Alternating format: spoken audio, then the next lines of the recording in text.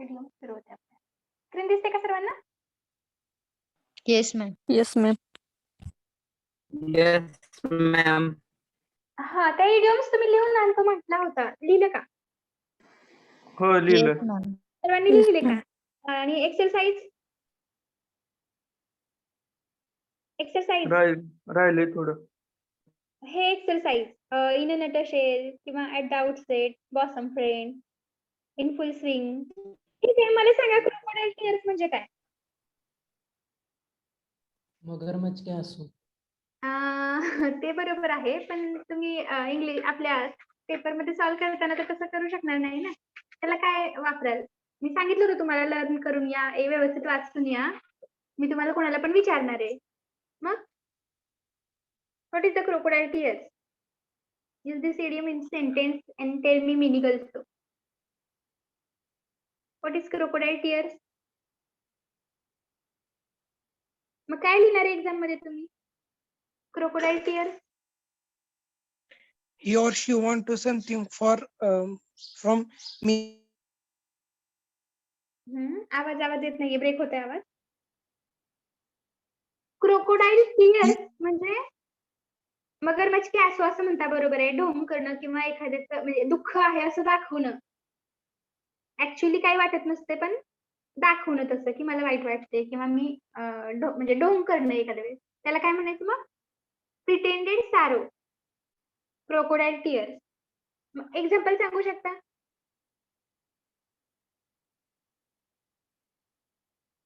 Cheaters shed crocodile tears. जे लबाड माणसं असतात ते नेहमी दुःखी असल्यासारखा भास दाखवतात किंवा म्हणजे दुःख काय खोटे खोटे अश्रू ढाळत असतात ते क्रोकोडाईल टीयर्स. शेड म्हणजे अश्रू ढाळणे किंवा ओझरणे. In a nutshell. In a नटशेलचा अर्थ काय सांगा?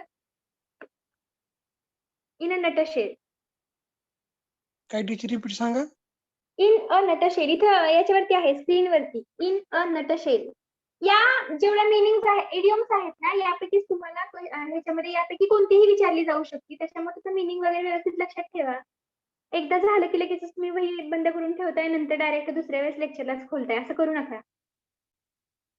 लक्षात पाहिजे होतं हे In crocodile. a very brief statement. हा, व्हेरी ब्रीफ स्टेटमेंट किंवा to tell very briefly, in short, in a nutshell म्हणजे थोडक्यात सांगणं. आपण एखाद्या वेळेला म्हणतो, एखादा पिक्चर जर आपण पाहिला नसेल आणि आपल्या मित्रांनी पाहिला असेल, मैत्रिणीने पाहिला असेल, तर म्हणतो tell me that story in a nutshell. संक्षिप्तपणे सांग, महत्वाचं काय आहे ते सांग. म्हणजे to tell briefly or to tell in a short, it is called as in a nutshell. मग सांगा बरं अजून एखादं वाक्य. मी तर सांगितलं to tell me a story in a nutshell. सांगा अजून काय काय सांगू शकता?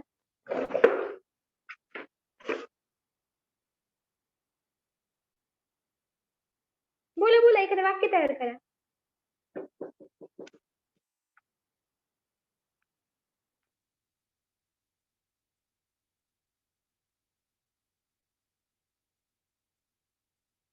In a last day of a paper, I remember in a nutshell of book. Okay, चालेल. इन अ नटशेल म्हणजे काय? थोडक्यात, briefly or to the point, पॉइंटली सांगायचं किंवा in a short, in a nutshell. माहित नसेल मिनिंग तर लिहून घ्या. In a nutshell. का रे, अभ्यास का करत नाही तुम्ही? मी सांगितलं होतं ना तुम्हाला.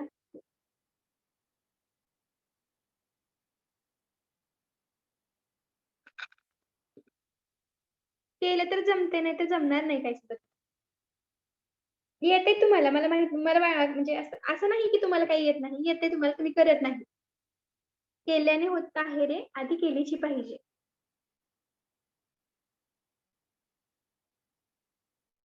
इन अ नटशेलचा अर्थ घ्या. Briefly or to the point. Briefly or to the point.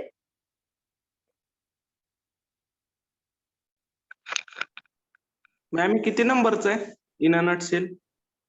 In a nutshell हे एक्सरसाइज 4.4 स्क्रीनवरती आहे. Write sentence using the idioms in dotted lines. Ma'am मी असाइनमेंटच्या बुक मध्ये लिहायचंय का? हो, आणि हे एक्झाम मध्ये यापैकी कोणतीही इडियम्स तुम्हाला विचारल्या जातील. मिनिंग लक्षात ठेवा, अभ्यास करा याचा. आणि हे जे आहेत एक्सरसाइज मध्ये लिहायचे हे एक्सरसाइज 4.4 इन अ नटशेल. त्याचं मिनिंग लिहा briefly or to the point.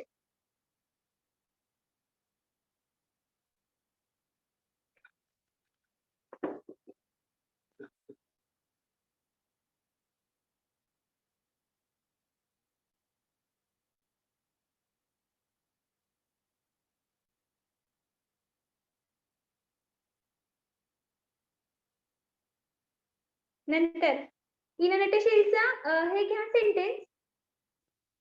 Just tell me the story in a nutshell. म्हणजे वाक्यामध्ये उपयोग कसा करायचा त्याचा, तर जस्ट टेल मी अ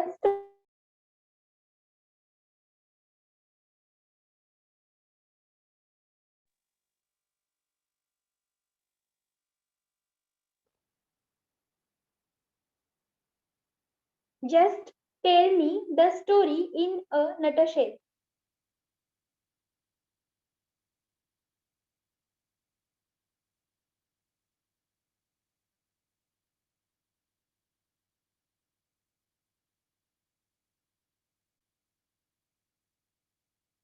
झालं? Yes ma'am. सर्वांनी लिहिलं का? आता सगळ्यांनी लिहून घ्या, नाहीतर नंतर मग मला पीडीएफ मागत बसू नका. मग आता नाही कंप्लीट केलं तर ऍक्च्युली हे तर तुम्ही स्वतः सोडवायला पाहिजे, पण मी सांगते असं मी तुमच्याकडून राहू नये म्हणून. ऍट द आउटसेटचा मिनिंग काय? फ्रॉम द बिगिनिंग, सुरुवातीपासून सांगणं. At the start. At the आउटसेटचा मिनिंग काय आहे? ऍट द स्टार्ट किंवा फ्रॉम द बिगिनिंग. इथे आहे स्क्रीनवरती B. At the outset. Page number 76 आहे स्क्रीनवरती आणि त्याच्यातलं लास्ट सेकंड.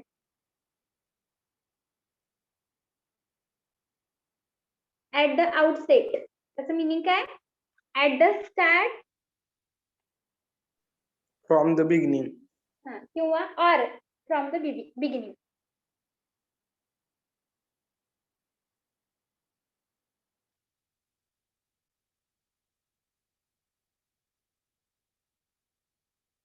मग फ्रॉम द बिगिनिंग त्याचं मग सेंटेन्स काय असेल? तर तुम्हाला विचारत बसत नाही, डायरेक्ट सांगते, आपल्याकडे टाइम नाहीये जास्त. He wanted to explain his position from the outset but there wasn't time. त्याला त्याची पोझिशन काय होती किंवा त्याची कशी स्थिती होती हे सांगायचं होतं सुरुवातीपासून. तो कसा म्हणजे एवढा मोठा ऑफिसर कसा झाला किंवा त्याची आताची पोझिशन त्यांनी कशी मिळवली हे त्याला सांगायचं होतं, पण देअर वॉजंट टाइम, तर त्याला टाइम नव्हतं, त्याच्यामुळे तो सांगू शकला नाही. ऍट द आउटसेटचा अर्थ ऍट द स्टार्ट किंवा फ्रॉम द बिगिनिंग. आणि सेंटेन्स आहे he wanted to explain. He wanted to explain. EXPLAIN. Explain his position. His position POSITION. His position from the outset. From the outset सुरुवातीपासून सांगायची होती त्याला. But there THERE but there wasn't time. Ma'am wasn't enough time का? नाही नुसतं wasn't time, पण वेळ नव्हता.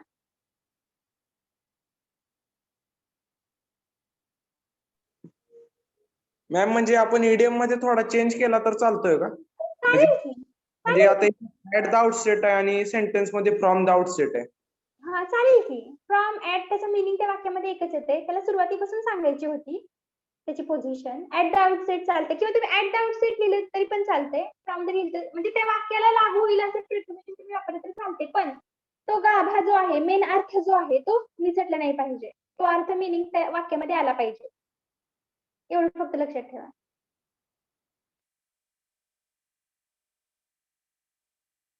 नंतर बॉझम फ्रेंड. बॉझम फ्रेंड म्हणजे काय? Close friend. Very close friend, best friend. मग आता हे वाक्य तुम्ही सांगू शकताय, तुम्ही लिहू शकताय.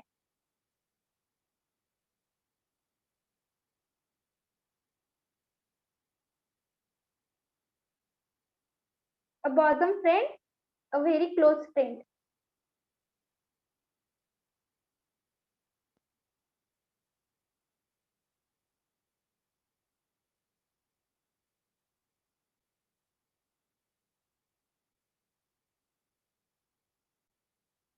ही इज माय बॉझम फ्रेंड किंवा त्याचं एखादं नाव घ्या. He is my bosom friend since childhood किंवा I treat him like a bosom friend. काही लिहू शकता.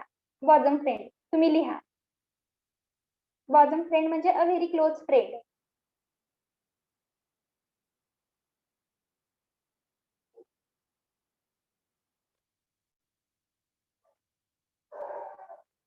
I treat him like a bosom friend. माझा जवळचा मित्र असल्यासारखं मी त्याला वागवलं, ट्रीट केलं. I treat him, TREAT, I treat him like a bosom friend.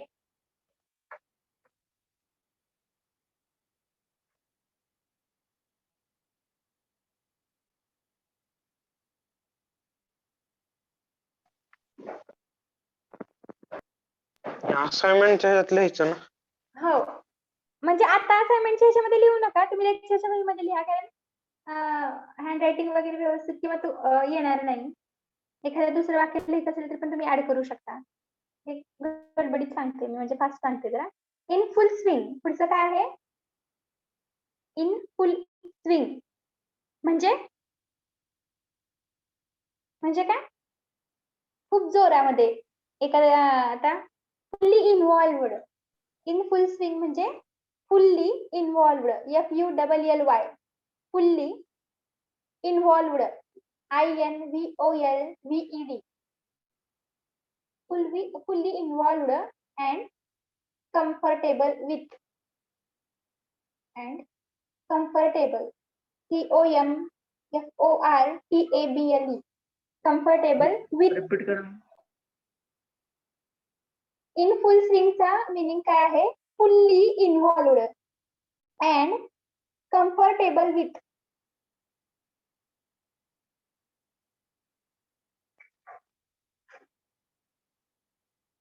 म्हणजे जोरात असणे, दिमाखात असणे. एखादी पार्टी, एखादी गोष्ट सुरू होणे आणि नंतर मग त्याला रंग चढतो म्हणत नाही का?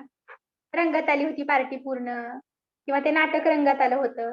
थोडक्यात इन अ फुल स्विंग, पूर्ण झोक्यात आलं होतं असं. आपल्या मराठी भाषेमध्ये रंगात आलं म्हणतो तशा type. In full swing, fully involved and comfortable with. त्याचं हे आहे sentence. when we arrived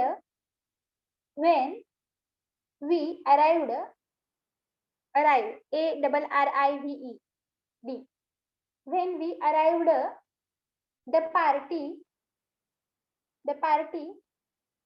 was already in full swing. ज्यावेळेस आम्ही तिथे गेलो होतो, पोहोचलो त्यावेळेस पार्टी रंगात आली होती, जोरात चालू होती.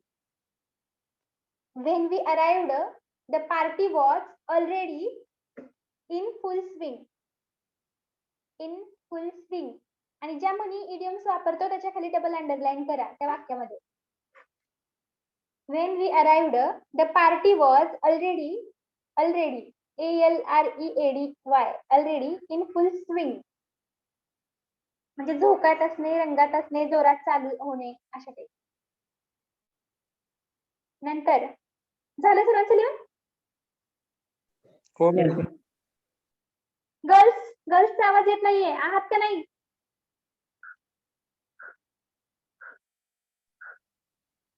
Yes, ma'am. ठीक आहे. Hit the hay. Hit the hay.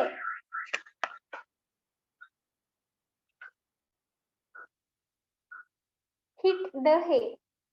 Hit the हेचा मिनिंग काय आहे? Hit the hay. Go to bed. Go to bed म्हणजे कंटाळा येणं, झोपायला जाणं. Go to bed. Hit the हेचा अर्थ बघा, हे मिनिंग तुम्ही हे शब्द कधी ऐकलं सुद्धा नसेल की म्हण हिट द हे ह्याचा अर्थ काहीतरी वेगळाच असेल. हिट म्हणजे मारणे, हेला मारणे का नाही. हिट द हे म्हणजे गो टू बेड, झोपायला जाणे, कंटाळणे, शेवटी आराम घेणे, विश्रांती घेणे अशा type. Go to bed. Hit the hay त्याचं मिनिंग काय, go to bed.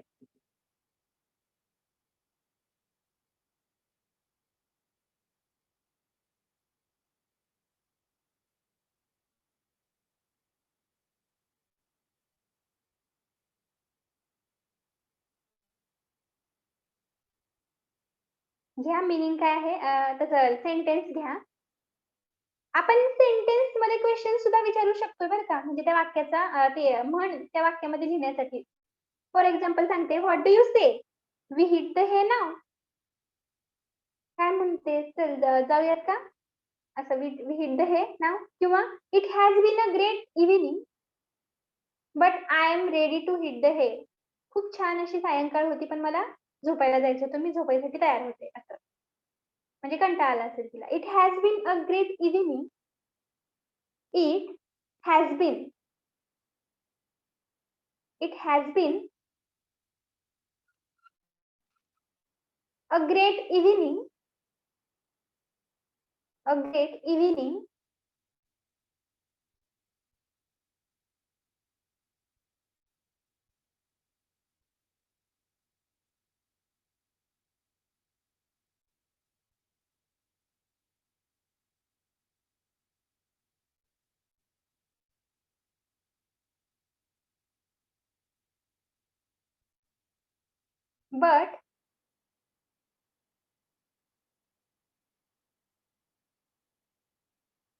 but I am ready to hit the hay.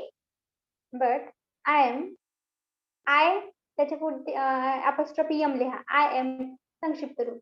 I am ready, READY, ready to hit the hay. लक्षात ठेवा, हिट द हे म्हणजे काय, to go to bed. Bosom friend, very close friend. In a full swing म्हणजे fully involved and comfortable with. In a nutshell, to tell briefly or to the point. At the outset त्याचा meaning काय, at the start, from the beginning.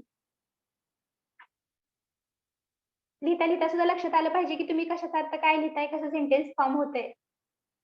ठीक आहे. In the dark, in the dark म्हणजे काय, काळोखात असं का. In the dark In म्हणजे the एखाद्या गोष्टीला किंवा एखाद्या व्यक्तीला एखाद्या गोष्टीपासून पूर्णपणे असं ह्याच्यात ठेवणं, अंधारात ठेवणं किंवा त्याला कल्पना देऊन न देणं. In the dark. अनइन्फॉर्म्ड ठेवणं, अनइन्फॉर्म्ड. unrevealed. हा, अनरिव्हिल्ड, uninformed, uninformed. UNINFORMED,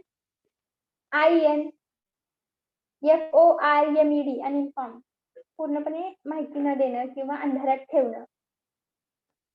uninformed, UNINFORMED. किंवा or in a state of ignorance, in a state of ignorance. Or लिहून म्हणजे त्याचे दोन मिनिंग आहेत, तुम्ही दोन्हीपैकी कोणतेही एक लिहू शकता. Or in a state, STATE, state of ignorance, ignorance.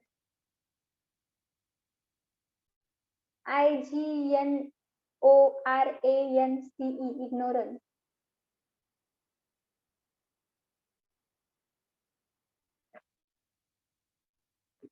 सांगा बरं एखादं काय येऊ शकतं, तुम्हाला येते का. My friends kept me in the dark about their planning. My best friend, yeah, my best friend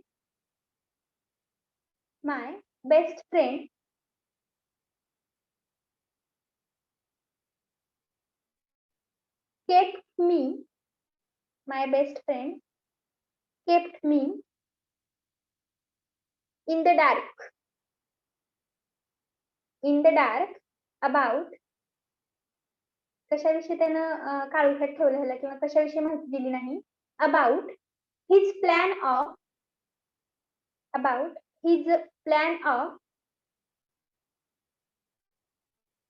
plan of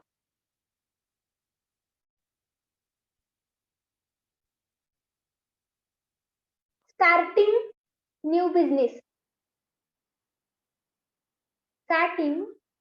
business business starting new business with my brother लक्षात आलं इन डार्क म्हणजे काय हे मी एक वाक्य सांगू का? हा सांगू शकता सांगा की whole world in the dark about the aliens. Okay चालेल की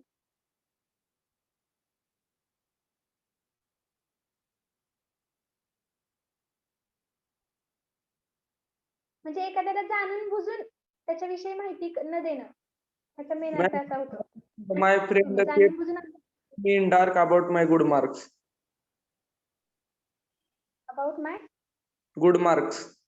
हा हा म्हणजे ते तसं ठरलेलं ते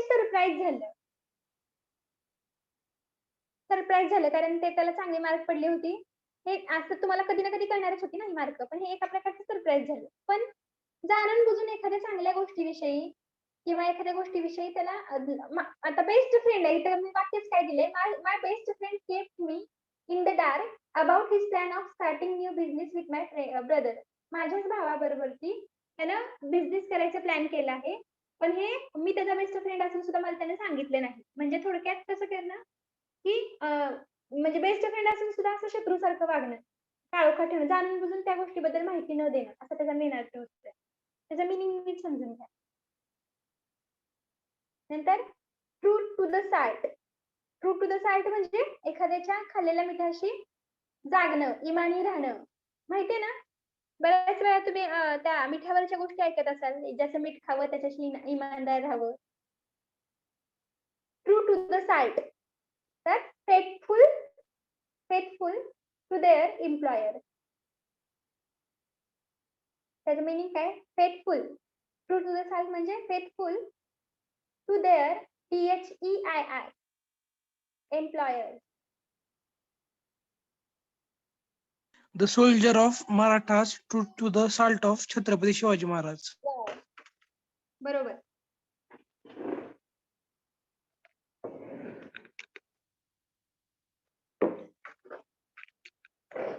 The soldier of Maharashtra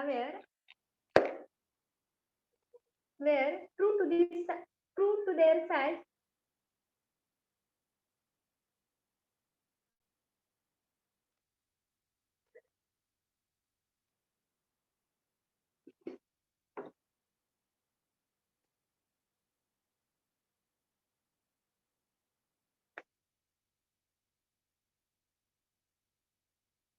असं लिहू शकता the Sikh soldiers were true to their side the Indian army soldiers were true to their side.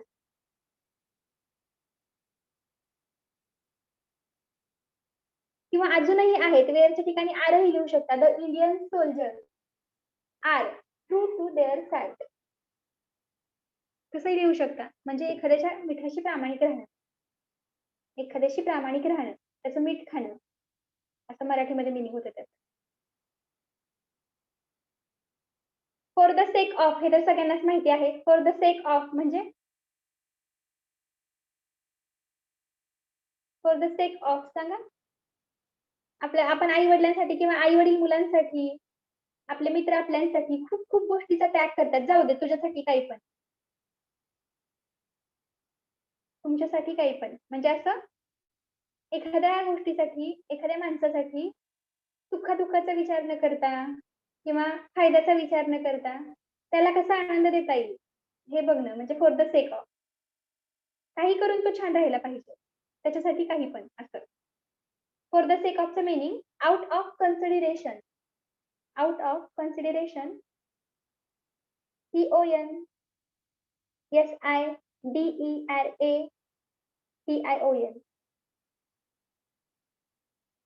out of consideration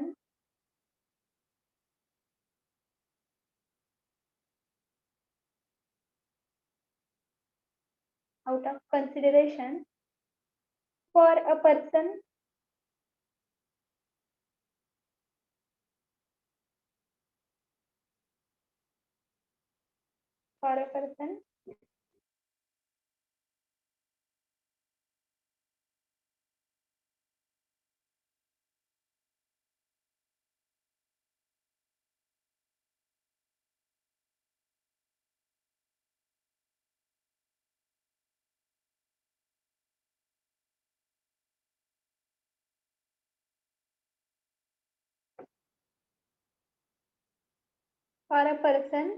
or thing THING or thing for someone's advantage.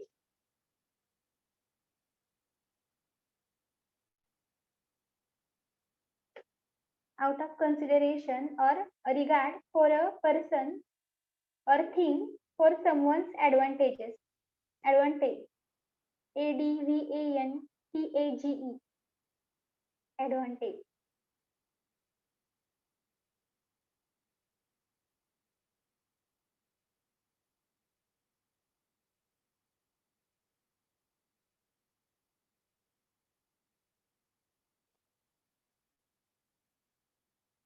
त्याचा sentence लिहा. We have to stop fighting for the sake of our family unity.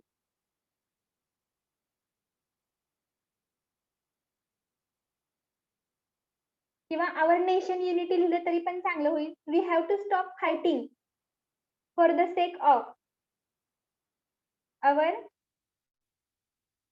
family unity किंवा nation unity. आपल्या कुटुंबाच्या ऐक्यासाठी किंवा आपल्या देशाच्या ऐक्यासाठी आपण एकमेकांशी भांडण करणं थांबवलं पाहिजे. We have to stop fighting for the sake of family unity किंवा nation unity. असं लिहिलं तरी चालेल.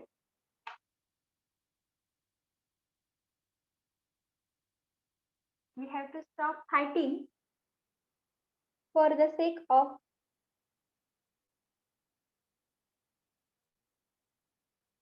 family unity किंवा nation unity.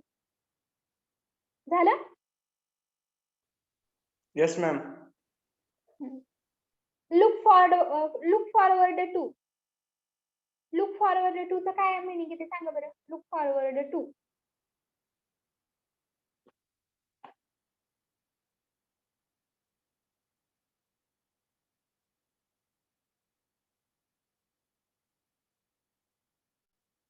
Look forward to म्हणजे त्याकडे अपेक्षेने पाहणे.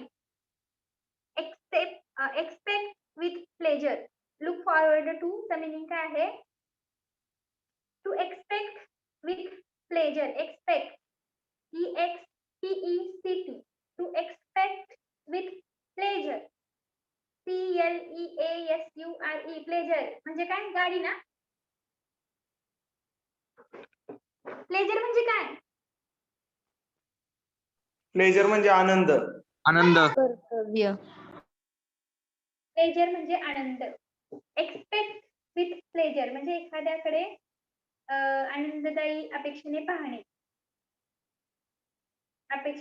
एखाद्याकडे. Look forward to. मग त्याचं सेंटेन्स काय आहे? The kids are looking forward to their holiday vacation. मुलं नेहमी उत्सुकतेत असतात कधी आपल्याला म्हणजे उन्हाळ्याच्या सुट्टी लागतात किंवा दिवाळीच्या सुट्टी लागतात. म्हणजे अपेक्षेने पाहणे एखाद्याकडे. The kids are looking forward to their holiday vacation. The kids KIDS kids are looking forward to their THEIR their holiday vacation. लक्षात आलं? लुक फॉरवर्ड टू म्हणजे टू एक्सपेक्ट विथ प्लेजर. दोन वाक्यामधला फरक लक्षात घ्या. लुक फॉरवर्ड टू आहे त्याचा meaning आहे टू एक्सपेक्ट विथ प्लेजर आणि नंतरचा आहे लुक आउट फॉर. त्याचा मीनिंग वेगळा आहे. त्याचं सेंटेन्स लिहिलं का? Look forward to.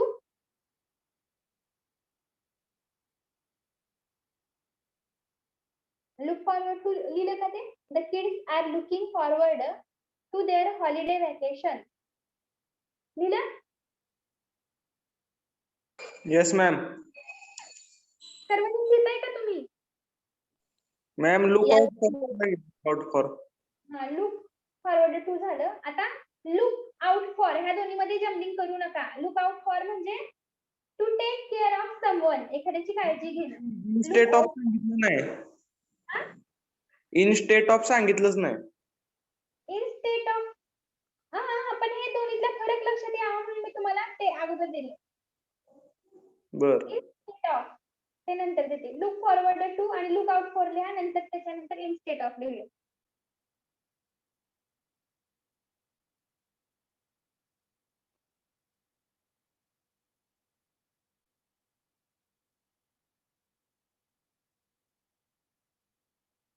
Look out for, look out फॉरचा मिनिंग काय आहे? To take care of someone, एखाद्याची काळजी घेणं.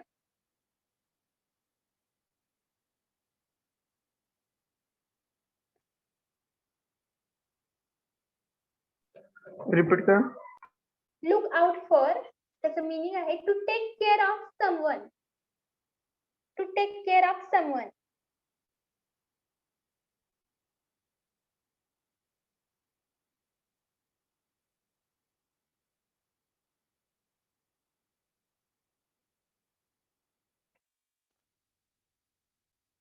या सेंटेन्स काय आहे?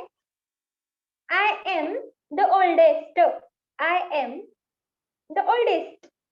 OLDEST. I am the oldest, comma, and I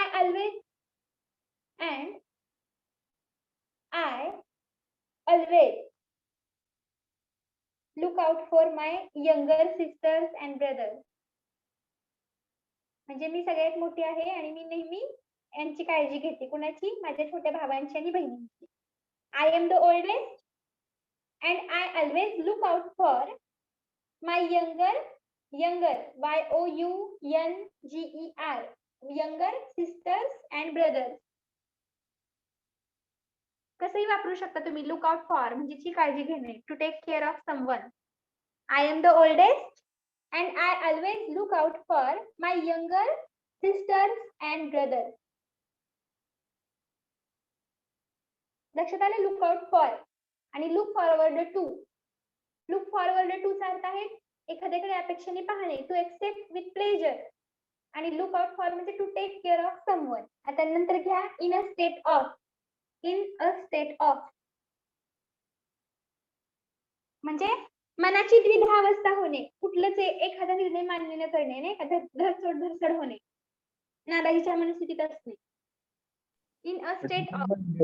double minded. हा, double minded. In a state of not having fully accepted something. Not having fully, FULLY, fully accepted something. कुठलीच गोष्ट व्यवस्थित ऍक्सेप्ट न करणे. धड पराभव पण स्वीकारायचा नाही, विजय पण स्वीकारायचा नाही, एखादा खुश पण व्हायचं नाही, नाराज पण नाही का, थोडक्यात द्विधा मनस्थिती असणे. Not having fully accepted something in a state of meaning.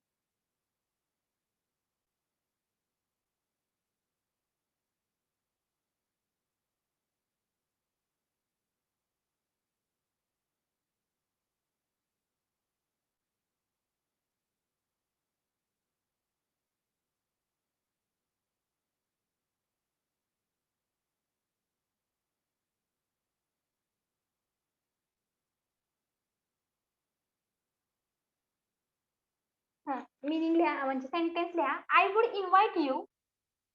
I would invite you.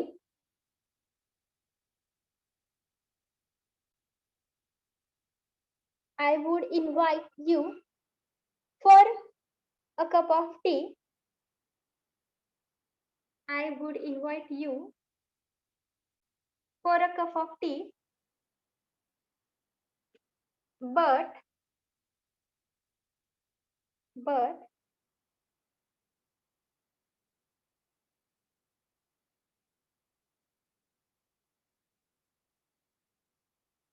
but the house HOUSE, but the house is in a state, but the house is in a state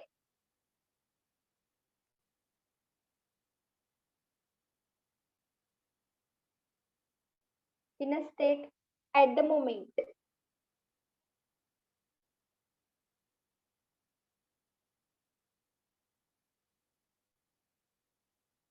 म्हणजे मला तुला चहाला बोलवायचं होतं, बोलवलं असतं, मी बोलवणार होतो, पण काय झालं, माझं घर सध्या त्या परिस्थितीत नाहीये. म्हणजे घरात काहीतरी भांडण असेल, अपसेट असेल कोणतरी, घराची तशी सिच्युएशन नसेल त्याला चहाला बोलवायसारखी. म्हणजे काहीतरी भांडण असेल किंवा कोणतरी अपसेट असतील घरात. My house is in a state at the moment. नंतर पुढचं काय आहे, टर्न डाऊन. टर्न डाऊन म्हणजे खाली वळणे, बरोबर आहे का? टर्न डाऊन बरोबर आहे का? सॅड होणे असं होईल का? नाही, टर्न डाऊन म्हणजे रेफ्यूज करणे. टू रेफ्यूज और डेनी, एखाद्या गोष्टीसाठी नकार देणे, नकार दाखवणे.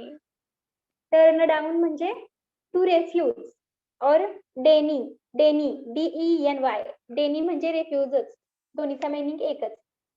टर्न डाऊन म्हणजे to refuse or deny, DENY, नाकारणे.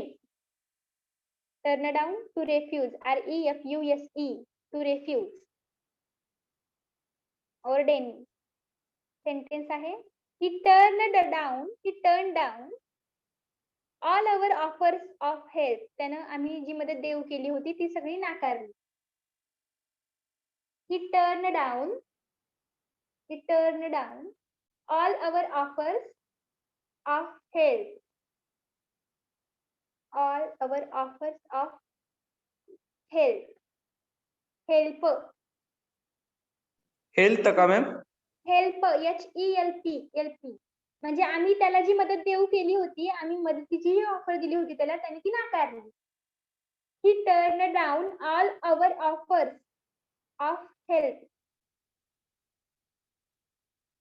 help help. नंतरच आहे ले डाऊन म्हणजे टू गिव्ह अप.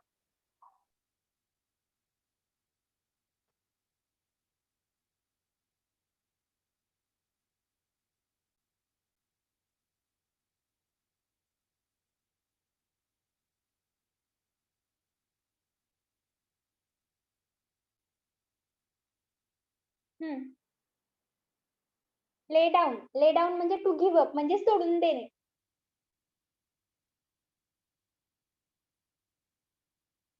एखाद्याला सल्ला देण्यासाठी सुद्धा वाक्य वापरू शकतो. Don't lay down your emotions, don't lay down your ambition.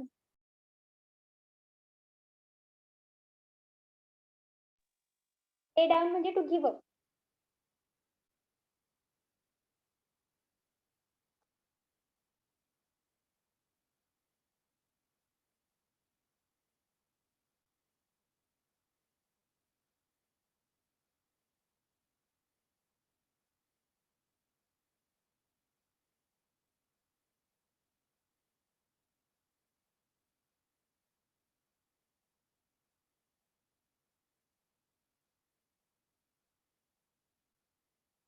वाक्य लिहा, don't lay down your ambition.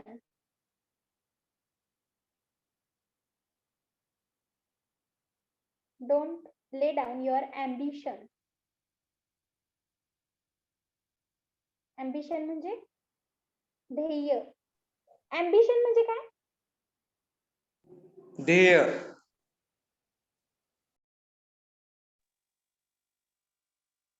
अँबिशन्सला अजून कोणते कोणते हे आहेत, समानार्थी शब्द आहेत? Ambition, goal, target, dream, aim. Don't lay down your ambition. किंवा धीर सोडू नको, प्रयत्न सोडू नको, कशासाठी पण हे वाक्य वापरू शकतो. ले डाऊन म्हणजे टू गिव्ह अप, एखादी गोष्ट सोडून देणं, त्याग करणं, एखाद्या गोष्टीची अपेक्षा सोडून देणं, आशा सोडून देणं, पॉझिटिव्हिटी सोडून देणं. ले डाऊन म्हणजे to give up. Last one नाही, हा आणखी आहे गेट युअर वॉकिंग पेपर, म्हणजे जाता जाता तुझे पेपर घेऊन जा, चालते पेपर घेऊन जा, असं का? मिनिंग काय आहे ह्याचा? गेट म्हणजे काय, तुम्हाला काय कल्पना आली ह्या वाक्यावरून? Get down, sorry, get your walking paper.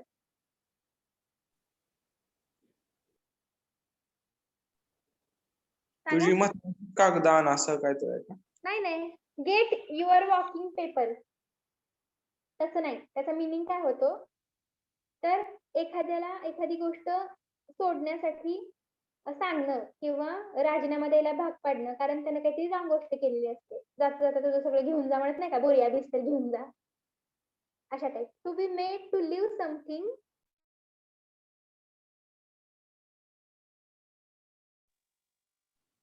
Ma'am अजून एकदा सांगा.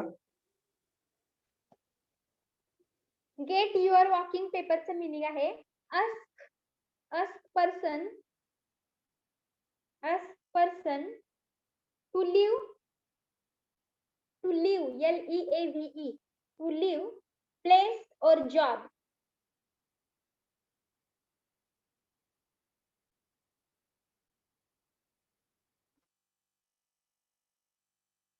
Ask person to leave, to leave LIVE नाही, LEAVE, to ask person to leave place or job, एखादी गोष्ट म्हणजे एखादी जॉब त्यानं काहीतरी चुकीचं केलं असल्यामुळं तिथली प्लेस सोडण्यासाठी किंवा जॉब सोडण्यासाठी सांगणं, त्याला म्हणायचं get your walking paper. Get your walking paper. Sentence लिहा. She was called, she was called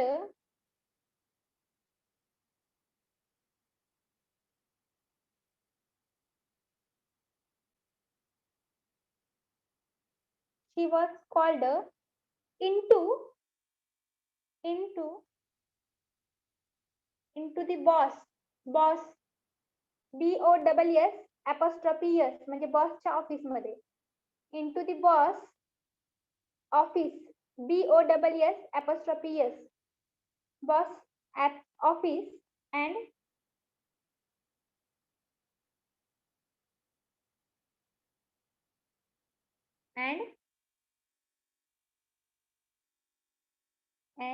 giving her walking papers, giving her walking paper.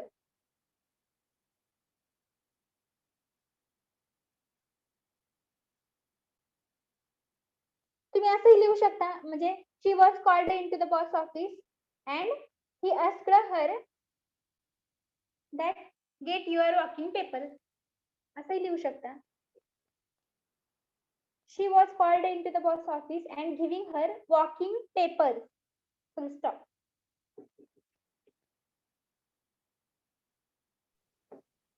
Ma'am या सेंटेन्स मध्ये काय तर चूक वाटते ma'am. And giving her walking paper म्हणजे म्हणजे तिला देत म्हणजे देऊन तिला म्हणजे नाही का घ्यायला, गिव्हिंग म्हणजे दिलं, तिला दिले गेले.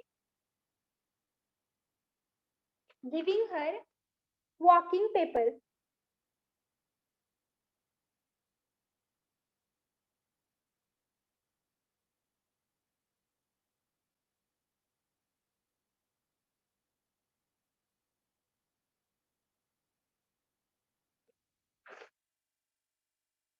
Bye all means. पुढचं काय? बाय ऑल मीन्स म्हणजे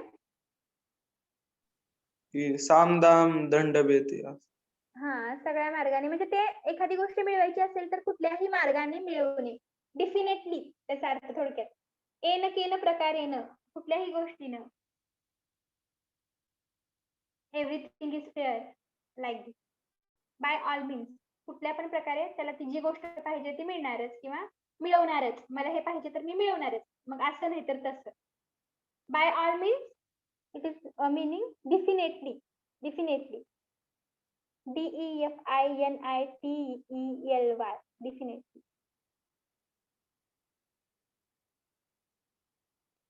मग इथं कॉन्व्हर्सेशन पण लिहू शकताय.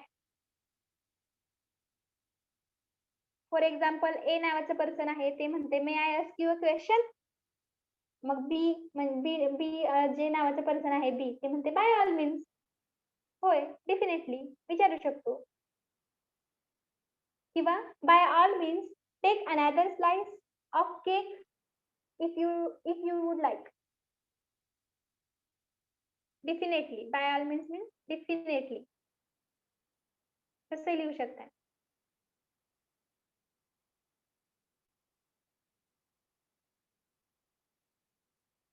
By all means, take another slice of cake if you would like.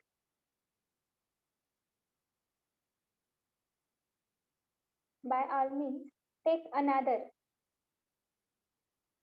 ANOTHE or another slice. SLICE slice of cake if you would like.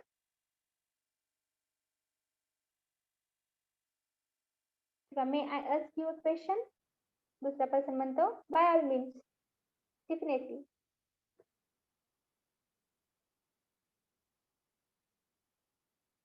Ma'am हे दुसरं एक्झाम्पल आहे ना. हा दुसरे एक्झाम्पल म्हणजे एक पर्सन लिहित नाही का आता कॉन्व्हर्सेशन तुम्हाला डायलॉग मध्ये लिहावं लागणार आहे बघा. एक म्हणजे दोन मित्र भेटतात मग एक पहिला मित्र म्हणतो त्याचं नाव रमेश पुन्हा त्याच्या पुढे दोन हे देता विसर्ग देता आणि मग म्हणता गुड मॉर्निंग. मग दुसरा पण म्हणतो म्हणजे त्या दुसऱ्याचं नाव टाकता त्याच्या पुढे दोन विसर्ग देता आणि पण तो गुड अशा टाईप. आपण कॉन्व्हर्सेशन कसं लिहितो तसं ए लिहा त्याच्या पुढे दोन विसर्ग लिहा. May I ask you a question mark द्या आणि नंतर त्याच्या खाली दुसरी लाईन द्या बी आणि विसर्ग द्या बाय ऑल मीन्स. असं लिहिलं तरी चालेल नो प्रॉब्लेम. जरा क्वेश्चन मध्ये लिहू शकता तुम्ही एखाद्या ह्याच्यामध्ये आज्ञार्थीमध्ये लिहू शकता कुठल्या पण टाईपचं सेंटेन्स तुम्ही लिहू शकता. ठीक आहे अशा पद्धतीनं आपले इडियम संपलेले आहेत. तुम्ही अजून एकदा या लर्न करा त्याचं मिनिंग आहे ते लर्न करा. सेंटेन्स मध्ये कसं युज करायचं ते बघा. ह्या वर्कबुक मध्ये तुम्हाला सगळ्या विथ सेंटेन्स दिलेत इडियम मिनिंग पण दिले आणि सेंटेन्स पण दिला आहे. एकदा डोळ्यातून घाला ते सगळं एक्झामला विचारलं जाईल कोणतंही. आता वर्ड्स ऑफन कन्फ्युज्ड घेऊ. असे कुठले कुठले शब्द आहेत ज्याचे स्पेलिंग एक असते सॉरी उच्चार स्पेलिंग वेगळे असतात मीनिंग वेगळे असतात पण प्रोनाउन्सिएशन सेम असतं आणि त्याच्यामुळं आपण त्याच्यामध्ये कन्फ्युज होतो की म्हणजे ज्यावेळेस तुम्हाला मी सांगत असते लिहायला हे लिहा ते लिहा त्यावेळेस तुम्ही कन्फ्युज होता की म्हणजे स्पेलिंग कोणती असेल त्याची कारण उच्चार सेम असतात. For example rich. रिच म्हणजे काय? रिच म्हणजे श्रीमंत पण आणि रिच म्हणजे पोचणे एका ठिकाणी. पण त्याची स्पेलिंग वेगळी आहे प्रोनाउन्सिएशन सेम आहे. स्पेलिंग RICH रिच म्हणजे श्रीमंत. REACH रिच म्हणजे पोहोचणे. असे बरेच शब्द आहेत. आय आता आयचं स्पेलिंग सांगा. EYE. आय आणि नुसतं आय फॉर आईस्क्रीम ते आय म्हणजे मी आणि EYEI म्हणजे डोळा. म्हणजे प्रोनाउन्सिएशन सेम असतात बऱ्याच वेळा आणि मग ते मीनिंग वेगळे असतात. अजून असे कोणते शब्द सांगता येतील अजून तुम्हाला सांगा. Waste waist watch weak week म्हणा बरोबर आहे. आता इथं घ्यायला सध्या आता तुम्हाला डायरेक्ट मी ते शब्द न सांगता मी तुम्हाला डायरेक्ट ते एक्सरसाइज सांगते स्क्रीनवरती लक्ष द्या.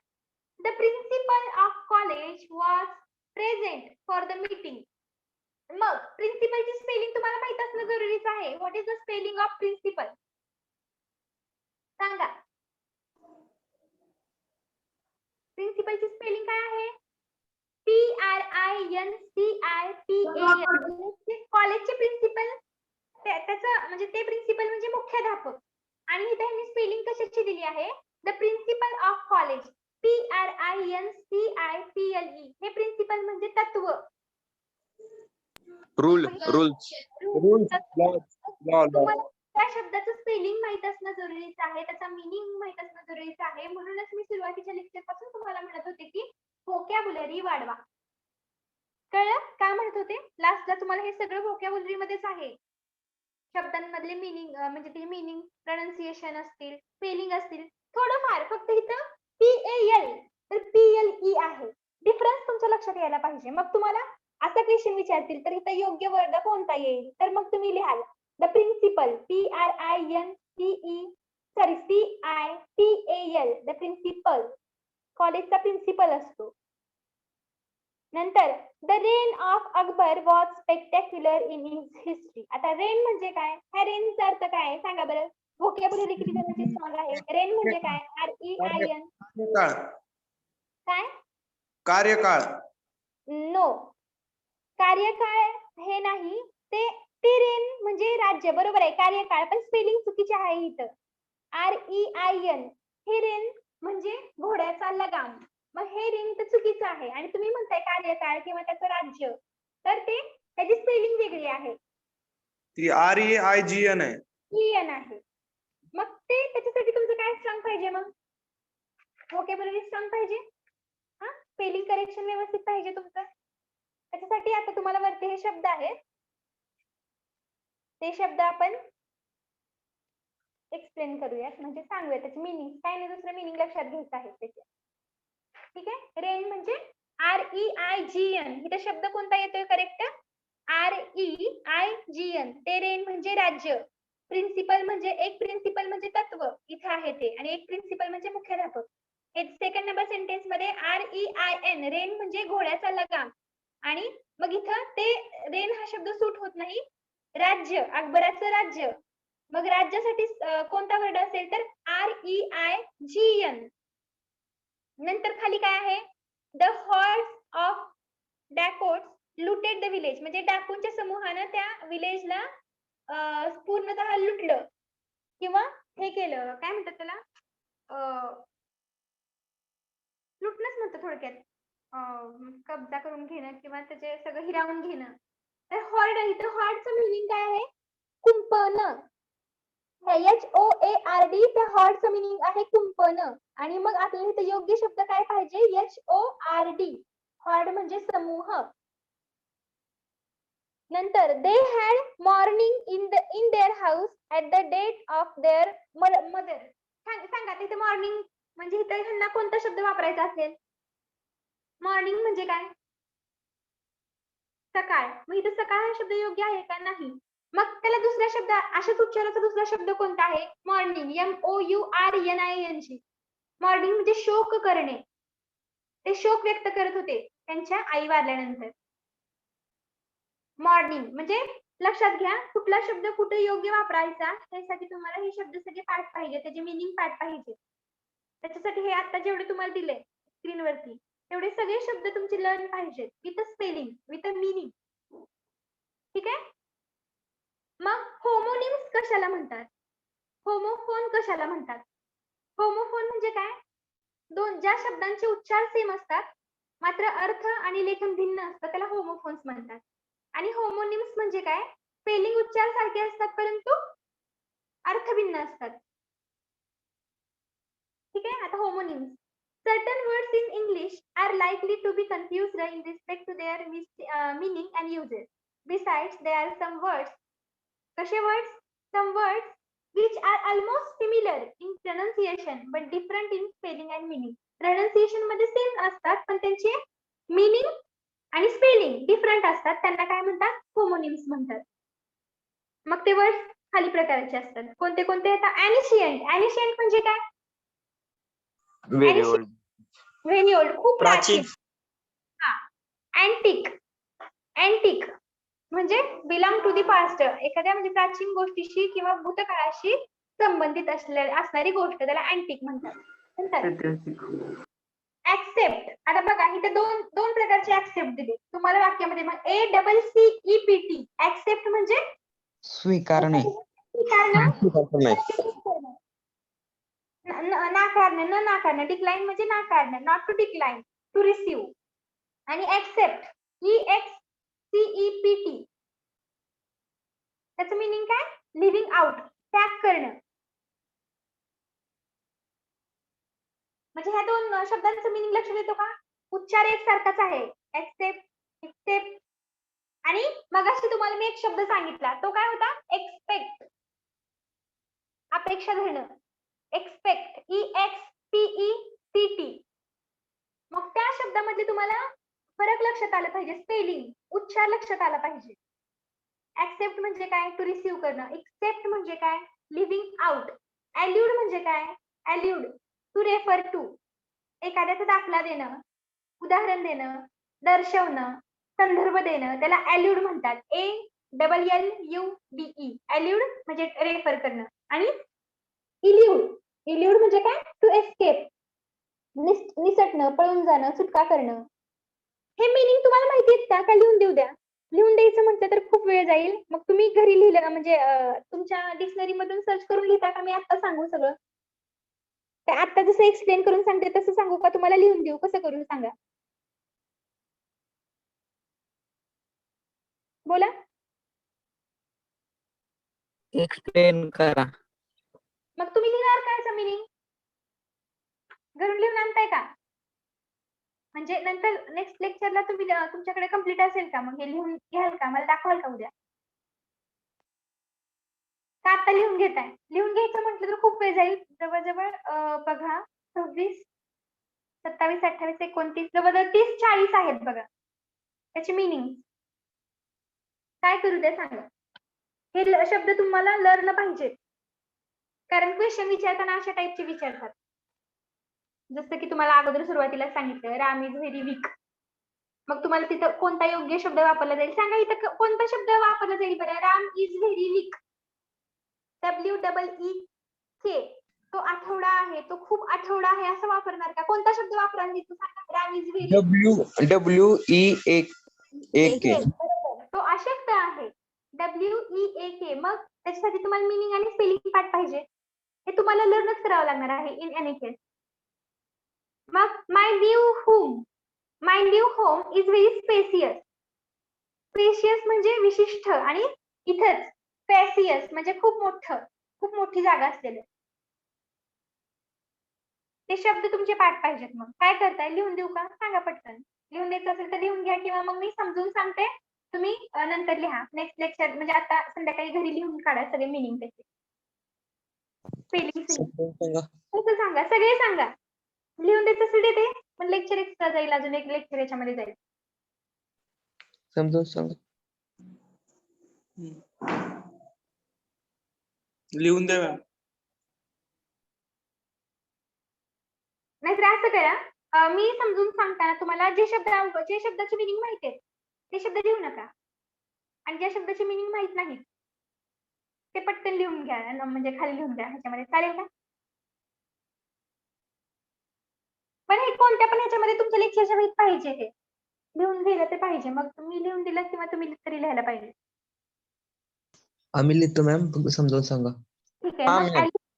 मग अल्युजन. आता बघा इथं अल्युड म्हणजे काय? To refer. नंतर इल्युड म्हणजे काय? टू एस्केप म्हणजे सुटका पाणी.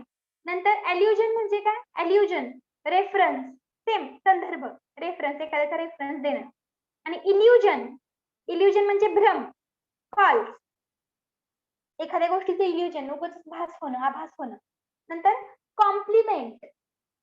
उच्चार सेम आहेत, खाली पण कॉम्प्लिमेंट शब्द दिला आहे, वरती पण कॉम्प्लिमेंट आहे. स्पेलिंग आहे COMPLIMENT. त्या कॉम्प्लिमेंटचा अर्थ काय आहे?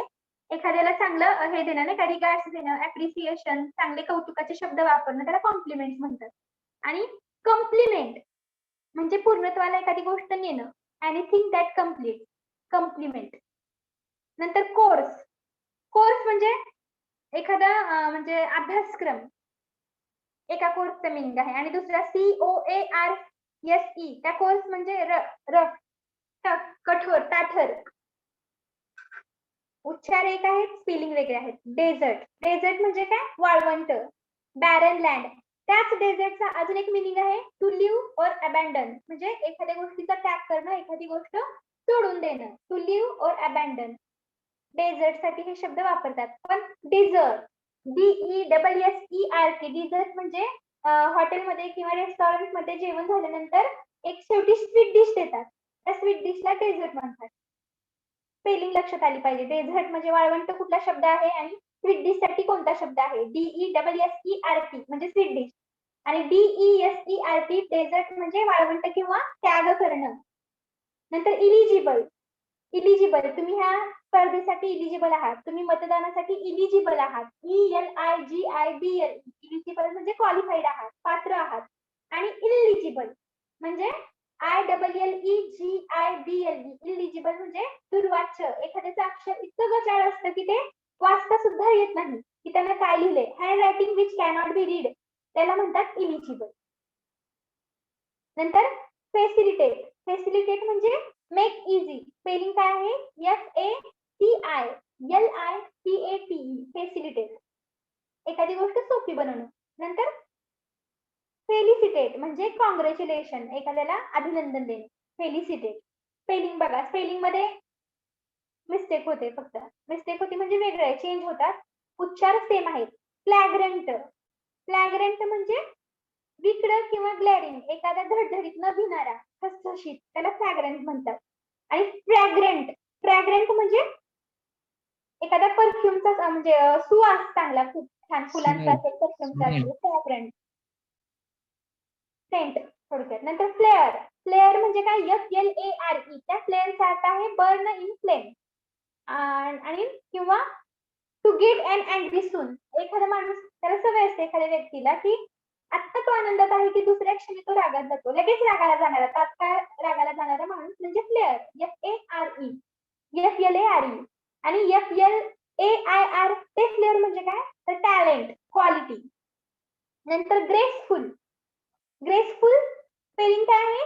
GRACEFUL. ग्रेसफुल त्याचा अर्थ काय? Lovely, full of grace. आणि ग्रॅशियस. ग्रॅशियस GRACIOUS. ग्रॅशियस म्हणजे दयाळू, मर्सीफुल. नंतर जेंटल. जेंटल म्हणजे नोबल. राजू बन गया जेंटलमन. GENTLE. जेंटल म्हणजे नोबल, नम्र माणूस, प्रामाणिक माणूस. नोबल विनयशील माणूस. जेंटल. आणि जेंटिल. जेंटिल म्हणजे GENTEEL. जेंटिल म्हणजे खूप भव्य दिव्य, उच्च दिमाखात राहणारा माणूस. वेल ड्रेस्ड. एलिजंट. एलिजंट म्हणजे खूप भव्य, महान, मोठा, देखावा करणारा. राजे रजवाडे त्यांच्या संदर्भात जेंटिल हा शब्द वापरला जातो. नंतर गोल. मग हे सांगितलं अम्बिशन, गोल, टार्गेट. ध्येय. डेस्टिनेशन. त्याची स्पेलिंग काय? GOAL. गोल म्हणजे डेस्टिनेशन. आणि GAOL जेल. गोल म्हणजे जेल, जे की तुरुंग. नंतर ह्युमिलिटी. Humility HUMILITY. ह्युमिलिटी म्हणजे पोलाइटनेस, काइंडनेस, मिकनेस, मॉडेस्टी म्हणजे नम्रपणा, विनयशीलपणा. आणि ह्युमिलिएशन म्हणजे एखाद्याचा अपमान करणं. ह्युमिलिएशन, ह्युमिलिएट करणं, एखाद्याला कमीपणा देणं किंवा त्याचा अपमान करणं, कृतज्ञता दाखवणं. ह्युमिलिएशन. नंतर जेस्ट. जेस्ट म्हणजे जोक, JOKE. जेस्ट, फन. आणि झेस्ट. झेस्ट म्हणजे इन्थुझियाझम, एखाद्या गोष्टीविषयी उत्सुकता दाखवणं, उत्साह दाखवणं म्हणजे झेस्ट. नंतर मेटल. मेटल म्हणजे काय? धातू. पण त्या मेटलची स्पेलिंग काय आहे? METAL. मेटल म्हणजे धातू. आणि मिटल METTLE. ते मिटल म्हणजे करेज, धाडशी, ब्रेव. नंतर ऑर्डिनन्स. ऑर्डिनन्स एखादा आदेश काढणं. पंतप्रधान आदेश काढतो, एखादा जिल्हाधिकारी आदेश काढतो, त्याला म्हणतात ऑर्डिनन्स. अँड ऑथॉरेटिव्ह डिक्लेरेशन म्हणजे अध्यादेश. आणि ऑर्डनन्स त्याचा अर्थ काय? गन और कॅनन. नंतर पर्सनल. पर्सनल म्हणजे काय? ही माझी पर्सनल वस्तू आहे, माझी पर्सनल मॅटर मध्ये पडू नकोस. ते पर्सनल म्हणजे एखादी वस्तू, वैयक्तिक गोष्ट. त्याची स्पेलिंग काय आहे? PERSONAL. पर्सनल म्हणजे belonging to one's own self. आणि पर्सोनेल. पर्सोनेल म्हणजे एखाद्या कंपनीमध्ये काम करणारे employee. Employees working in an organisation म्हणजे त्याला पर्सोनेल म्हणतात. PERSONNEL. त्याची स्पेलिंग वेगळी आहे. आणि पर्सनलची स्पेलिंग वेगळी आहे. नंतर प्रिस्क्राईब. प्रिस्क्राईब म्हणजे टू पुट इन कोर्स. म्हणजे तुम्हाला माहिती का, तुम्ही कधी प्रिस्क्रिप्शन घेतले का? तुम्ही आता 10 दिवस सुट्टीवर होता आणि नंतर मग तुम्ही कॉलेजला आला आणि नंतर मग शिक्षक म्हटले की का आलं नव्हतं, तर तुम्ही म्हणता की आजारी होते. मग एवढे दिवस कुठे आजारी असते का? जा डॉक्टरांचं प्रिस्क्रिप्शन आण. माहिती ते प्रिस्क्रिप्शन माहिती का तुम्हाला? Yes ma'am. जे डॉक्टरांनी दिलेला कोर्स असतो ते त्याला प्रिस्क्रिप्शन म्हणतात. आणि नंतर दुसऱ्या प्रोस्क्राईबचा अर्थ काय? मॉनिटर. मॉनिटर म्हणजे काय तुम्हाला माहिती आहे. नंतर परफेक्ट. परफेक्ट म्हणजे काय? परिपूर्ण. सर्व दृष्टीने परिपूर्ण असा. Complete in all respect. सगळ्या बाजूंनी परिपूर्ण असलेला. चौरंगी चिरा असा शब्द सुद्धा वापरतो. कुठल्याच गोष्टी नडत नाही तो. सगळी गोष्ट येते त्याला. एकदम परफेक्ट आहे. Is perfect. आणि परफेक्ट म्हणजे मॉनिटर. एका परफेक्टचा अर्थ मॉनिटर होतो, एका परफेक्टचा बघा परफेक्ट आणि प्रिफेक्ट. PREFECT त्याचा अर्थ होतो मॉनिटर आणि परफेक्ट PERFECT परफेक्ट म्हणजे कम्प्लीट इन ऑल रिस्पेक्ट किंवा कम्प्लीट इन ऑल मॅनर्स. नंतर क्वेरी. क्वेरी म्हणजे एखाद्या गोष्टीविषयी डाऊट असणं, अडचण असणं, चौकशी करणं, त्याला क्वेरी म्हणतात. QUERY. क्वेरी म्हणजे इन्क्वायरी करणं किंवा डाऊट असणं. आणि क्वेरी. क्वेरी म्हणजे खाणं. माईन म्हणजे काय माहिती का? खाण. आपल्या देशामध्ये कशा कशाच्या खाणी आहेत? कोळसा कोळसा कोळसा, तांब्याची खाणं KGF. आहेत. Diamond. हा, Diamond. आणि नॅचरल सोन्याच्या खाणी कुठल्या देशामध्ये सापडतात? Africa. आफ्रिकामध्ये. तेलाच्या गहना. खाणी. हा, खाण. आणि Egypt. तेलाच्या खाणी. Egypt. Arab. Egypt Egypt, Iran, Iraq, Iran, Iraq अरे, Iran, Iraq, Dubai, Saudi Arabia, Saudi Arabia. नंतर Saudi Arabia. Dubai. Stationery. Abu Dhabi काय आहे? हा, अबुधाबी वगैरे ठीक आहे. स्टेशनरी. स्टेशनरी म्हणजे तुम्ही स्टेशनरी जे रायटिंग मटेरियल असतं ते स्टेशनरी वेगळं. त्याची स्पेलिंग काय? STATIONERY. स्टेशनरी म्हणजे रायटिंग मटेरियल. आणि स्टेशनरी म्हणजे अचल, न हलणारा, न हालचाल करणारा. स्टेबल. स्थित स्थित. स्टेशनरी. स्पेलिंग फक्त फरक आहे, उच्चार वेगळा आहे. सॉरी, उच्चार वेगळा आहे, स्पेलिंगचा फरक आहे. वीक, जो की WEEK वीक म्हणजे आठवडा आणि WEAK वीक म्हणजे अशक्त, फिबल. नंतर लास्ट काय? राऊट. राऊट म्हणजे डिफीट म्हणजे पराभव. डिफीट म्हणजे काय? पराभव, पराभूत होणं. आणि रूट म्हणजे मार्ग. स्पेलिंग फक्त लक्षात घ्या.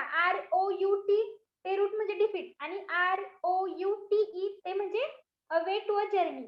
नंतर रिव्हील. रिव्हील म्हणजे उलगडणं, एखादं सिक्रेट रिव्हील करणं, उलगडणं, दाखवणं. REVEAL. रिव्हील म्हणजे टू शो. आणि रिव्हेल. रिव्हेल म्हणजे एन्जॉय, डिलाइट. आणि रिबेल म्हणजे काय माहिती का? रिबेल पिक्चर आहे बघा, द रिबेल. रिबेल म्हणजे बदला घेणं, रिवेंज. नंतर स्पेसियस. स्पेसियस म्हणजे मगाशी शब्द झाला. स्पेसियस म्हणजे SPECIOUS. ज्यावेळेस अशी स्पेलिंग असेल त्यावेळेस स्पेसियस म्हणजे अपारेंटली करेक्ट, पारदर्शी. दिसतंय बरोबर आहे का चुकीचं आहे हे स्पष्ट दिसतंय म्हणजे पारदर्शी. पारा दिसतो बघा त्या एखाद्या ह्याच्यामध्ये नाही का, ज्यामध्ये पारा ठेवले असतं त्याचे तापमान दाखवतात. पारा हे काय आहे? पारदर्शी आहे. एखादी आरसा आपले प्रतिबिंब दाखवतो. पाणी म्हणजे पारदर्शी, स्वच्छ पाणी पारदर्शी असतं आणि अशुद्ध पाणी हे अपारदर्शी असतं. मग स्पेशियसचा अर्थ पारदर्शी, अपारेंटली करेक्ट बट फॉल्स. आणि स्पॅसियस. स्पॅसियस म्हणजे SPACIOUS. स्पॅसियस म्हणजे हॅविंग लार्ज स्पेस. म्हणजे ते मगाशी घराबद्दल जे वाक्य होतं इथं, my new home is very spacious, तर इथं स्पेसियस हा शब्द न येता इथं स्पॅसियस येते. SPACIOUS. स्पॅसियस म्हणजे हॅविंग व्हेरी लार्ज स्पेस. नंतर रिव्हरंट. रिव्हरंट म्हणजे डिझर्विंग रिस्पेक्ट, एखाद्याला आदराला कारणीभूत ठरणं किंवा आदराला पात्र ठरणं. आणि रिव्हरंट. रिव्हरंटची स्पेलिंग REVERENT. रिव्हरंट म्हणजे फिलिंग रिस्पेक्टेड और ऑनर्ड. स्वतःच फिलिंग म्हणजे रिस्पेक्टेड फिलिंग हे करणं, फील करणं. आणि रिव्हरंट म्हणजे डिझर्व करणं. आपण फील करणं वेगळं आणि दुसऱ्यांना आपल्याला रिस्पेक्ट देणं वेगळं. ह्या दोन वेगळ्या गोष्टी आहेत. हॅलो मॅम, अटेंडन्स घ्या ना, चार्जिंग संपत आली. बरोबर घेते. एक शब्द राहिला तेवढा. हो मॅम, घ्या ना लवकर अटेंडन्स. मोमेंटरी म्हणजे टेम्पररी आणि मोमेंटस म्हणजे व्हेरी सिग्निफिकंट. ठीक आहे, हे तुम्ही उद्या येताना लिहून म्हणजे नेक्स्ट लेक्चरला लिहिलेलं पाहिजे. मी तुम्हाला कोणता पण शब्द आणि स्पेलिंग विचारणार, मला सांगा तुम्ही ते. काय ओके. लक्षात आलं का सगळं? हा चालेल. हो. हा, ठीक आहे. Yes, ma'am. Roll number 1. Present ma'am. Roll number 2. Present, ma'am. Roll number 3. Present, ma'am. Roll number 4. Roll number 4. Absent. Devdatta Shinde. Roll number 5. Roll number 5. Absent. Roll number 6. Present. 7. Present, ma'am. 8. Present. 9. Present. 10. Present, ma'am. 11. Present. 12. 12. Roll number 12. Absent. 13. Present. 14. Present, ma'am. 15. Present. 16. 16. Absent. 17. Present. 18. Present. 19. Present, ma'am. 20. Present. 21. 21. Absent. 22. Present, present, ma'am. 21 present. 21 present. Okay. 4. 4 present. 22. 22. Present, ma'am. 23. 23 absent. Present. Present. Okay. 23 present. 24. Present. 25. 25 present. 26. Present, ma'am. 27. 27 absent. 28. Present, ma'am. 29. Present, ma'am. 30. Present, ma'am. 31. Present, ma'am. 32. Present, ma'am. 33. 33. Absent. 34. Present, ma'am. 35. 35. Absent. 36. Present. Present. 37. 37 present. 38. 38 absent. 39. Present, madam. 40. Present, ma'am. 41. Present, ma'am. 42. Present, ma'am. 43. 43 absent. 44. Present, ma'am. 45. Present. 46. Present, ma'am. 47. Present, ma'am. Present, ma'am. 43 present. Okay. 48. 47 present. 48. Present, ma'am. 49. Present, ma'am. 50. Present, ma'am. 51.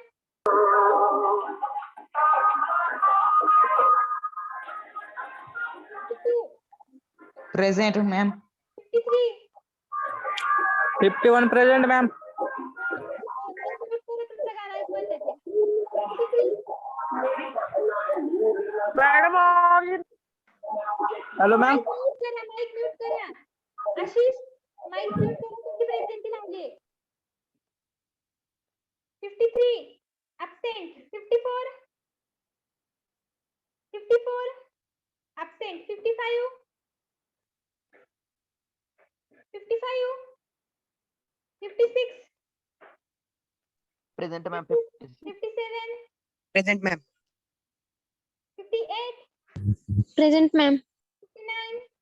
Present, ma'am. 60. 60. Absent. 61. Present, ma'am. 62. 62. Absent. 63. Present. 64. Present, ma'am. 65. 65. 64 present. 65. Absent. Okay. Absent खूप जण आहेत. Hello, ma'am. Hello, ma'am. 51 present आहे. Ma'am, 60 present. एक minute मी absent सांगते, तुम्ही त्यातले number सांगा. Roll number 5 absent आहे. Roll number 12. Roll number 16. Roll number 27. Roll number 33. 35. 38. 53. 54. 55. 54 present आहे. 54 present. 60. Hello, ma'am. 60 present. Okay. 60. 62 आणि 65. 54 present लावले ना. हो लावली. Madam Hello, 60 ma'am. लावली ना? प्रेझेंट आहे ना? हो हो प्रेझेंट आहे. मॅम 60. मॅडम 26. जे लिफ्ट टू हा लेफ्ट होऊ शकतात. ज्यांचं राहिलं त्यांनीच थांबा. म्हणजे ज्यांनी सांगितले नाही त्यांनी. मॅम 60 लावली ना? 60 हा लावले present. Okay ma'am. Madam 26 roll number 5, roll number 12, 16, 23 sorry 12, 16, 27, 33, 35, 38, 53, 55, 62 आणि 65 एवढे ऍबसेंट आहेत. बाकी प्रेझेंट आहेत लेफ्ट होऊ शकतात.